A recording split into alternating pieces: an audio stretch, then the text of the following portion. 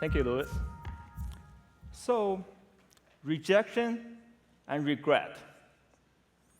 They both sound pretty awful, don't they? But I like one a lot better than the other, and I'll tell you why. How many of you had a day that in your life that something very important happened? You can still remember it. Raise your hand. All of you. Good. How many of you remember a day that nothing happened? Raise your hand. Still some of you. Good. How many of you is 17 years old right now? Good. Actually, I'm not. But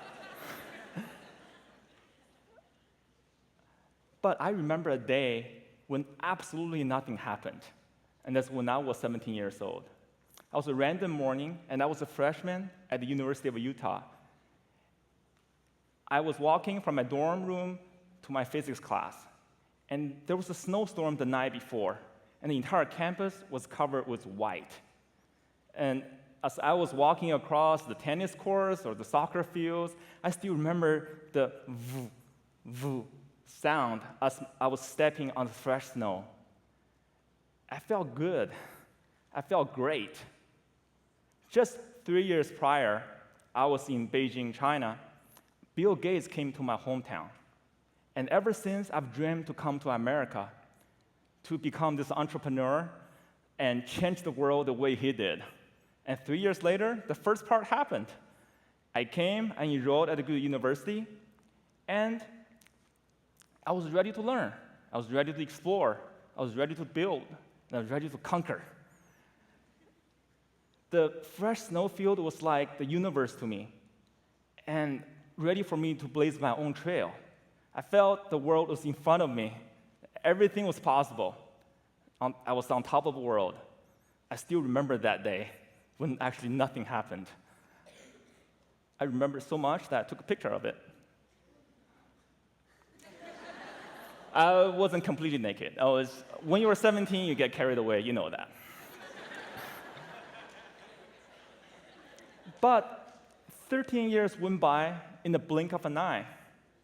I graduated, worked, found a job, made money, went to graduate school, found a better job, made more money, got married, bought a house, bought a dog, and one day I woke up, I was 30 years old. And I just got the news that we're about to have a baby. Well, actually, when I first heard the news, I was a little bit depressed. It's not like babies are not good. Babies are great. I would recommend it to anyone when the timing is right. But the thing is, when you become a parent, your responsibility and your priority change. The odds of you becoming a world-changing entrepreneur goes way down. And so where was that young man who was stepping on the snow? And where did his dream go? Nope, he didn't blaze his own trail. In fact, he followed the path that everyone else did. And it was a road that was very safe, but he knew where it would lead to, which is security, but regret. Regret. There was once a nurse working in a hospice, and she served the dying patients. In fact, she interviewed thousands of them, asking them this question: what's your biggest regret in life? And the number one answer is, I wish I had the courage to live a life that's true to myself, not to someone else's expectation. I was 30, and I was healthy, and I already had that regret. But the good thing is, I wasn't dying, and I could do something about it. So my wife and I decided not to let regret rule our lives. So she asked me to go out and quit my job and build my company for 6 months. If by the end there's no traction or investment, I'll look for a job again. And I was excited. So this is the day my son was born. And 4 days before that, I quit my job to become a full-time entrepreneur. So by avoiding rejection, by avoiding regret, I met another character, rejection. 4 months into my venture, I was presented with a major investment opportunity. And I really wanted it. I felt I was destined to get it. I wanted it so bad, I dreamed about it 5 different times. I can still remember the feeling in those dreams. And then when I woke up, I was about to call my wife and my parents and telling them the news. But then reality hit. One day, I was in a restaurant celebrating my friend's birthday, and my phone vibrated. And I took it out, and I saw a simple message that said no. I had to step out of the restaurant so other people wouldn't see me cry in front of them. I couldn't believe how a simple 2-letter word would have this impact on me. And it wasn't like I didn't mentally prepare, and it wasn't like I wasn't well educated, but it really hurt. So I was given another choice. I could have just quit and looked for a job again and saved myself 2 months of time and made more money.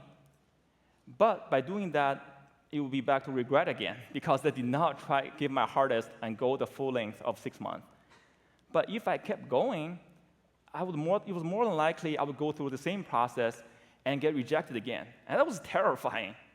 So rejection and regret, they both stunk, but I had to choose. And in the end, I chose rejection, and I kept going. And you know what? The world was never the same to me again. So I started looking for help to overcome rejection. And I searched online. I found this game. It's called Rejection Therapy. It's a game developed by this Canadian gentleman. His name is Jason Comley. And he actually asks you to go out and look for rejection. That's a great idea. I loved it. I loved it so much. I said, not only I would do it for 100 times, and I'll film myself and blog it and tell the world about it so the world will keep me accountable. So I started going out and asked for some crazy stuff to get rejected. For example, one day I went to FedEx and I gave them a package saying, can you send this to Santa Claus? And there's another day I went to Costco and talked to the store manager saying, hey, can I use your intercom to talk to your customers? And then one day I found a random office building. I walk in and say, hey, can I talk to your CEO? They're like, why? Because I want to challenge him to a staring contest. But those were the no's. But the funny thing is, I started getting yeses, and a lot more than I thought. And here are some of them. For example, one day I knock on a stranger's door and saying, can I play soccer in your backyard? He's like, sure, come on in. And one day I was flying after my plane landed, I talked to the captain saying, can you teach me how to fly? He's like, come to my cockpit. And then one day I was driving by a store and I saw the security camera and asked them, hey, can I actually dance on the security camera? Then you can show me on the monitor. They said, that sounds fun. So I did, this is my first Gangnam style dance. So, and then there's this. It's a box of donuts that looks like Olympic rings. It changed my life. It's so much so that I decided to develop my life between BD and AD, before donuts and after donuts. And here's what happened. I'm driving toward Krispy Kreme. I'm going to ask them to make me some specialized donuts. And we'll see what happens. What kind of specialized donuts are we talking about? I like to have you link the 5 donuts together, make them look like Olympic symbols. Oh. And when are you looking to these? Huh? When? The next 15 minutes? Let me see what I can do. Okay. Try, but what do you think? Wow. That is really good. That is really good. Yeah. All right. So do I pay there? Don't even worry about that. One's on me. Are you serious? Ditto. Ditto. Are you serious? Ditto. Wow. All right. Thank you. Very All well. right. See you. Give me a hug. Okay. Enjoy. All right. Thank you. See you. Well,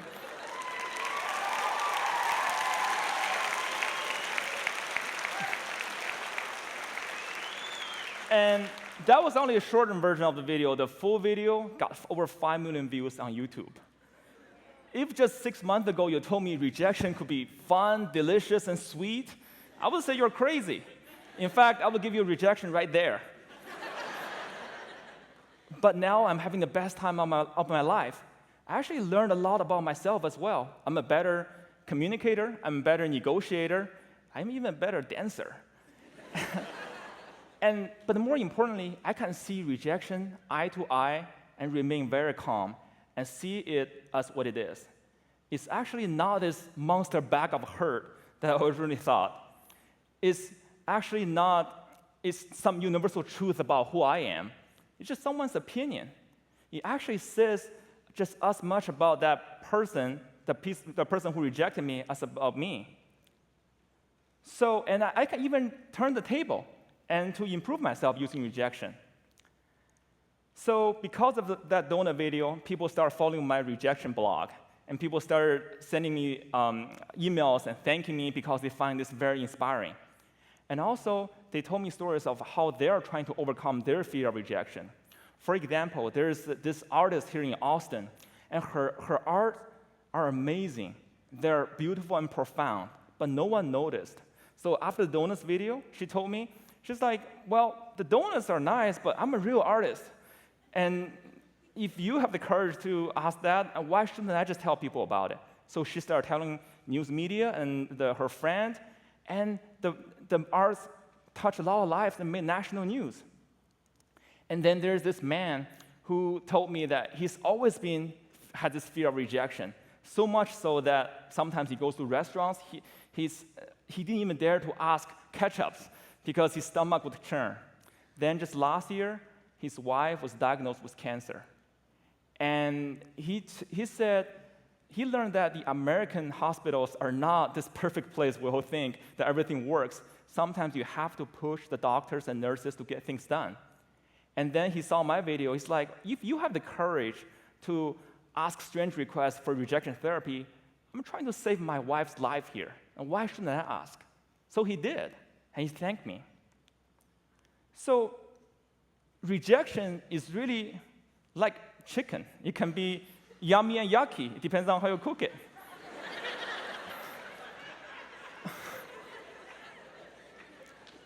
But it's a fear of rejection that cripples us, so much so that we often reject ourselves so others wouldn't reject us. But if we let that fear dictate our lives, companies might not be built or quit prematurely. Arts might not be shared and appreciated by the world. And life-saving treatments might be delayed. And it will all lead us to one place: regret. Regret is someone else's opinion of us. It comes and goes. Rejection is that thing. Rejection comes and goes. But regret is our own opinion of ourselves, and it always stays with us. In fact, regret is like rotten meat. It's just bad. It gets worse over time. I chose to embrace rejection, and I opened myself up to the world, and found it to be a beautiful place with amazing people and amazing things. And had I not do that, I would have not seen any of that. And now it's my life passion to actually help others to overcome their fear of rejection so they will not meet regret. I feel like the 17-year-old freshman in college again, stepping on the fresh snowfield. And every step, it could be a rejection and could be an acceptance. And I don't know where it will lead to. But I know one thing: it's not going to be to regret. Thank you. Thank you.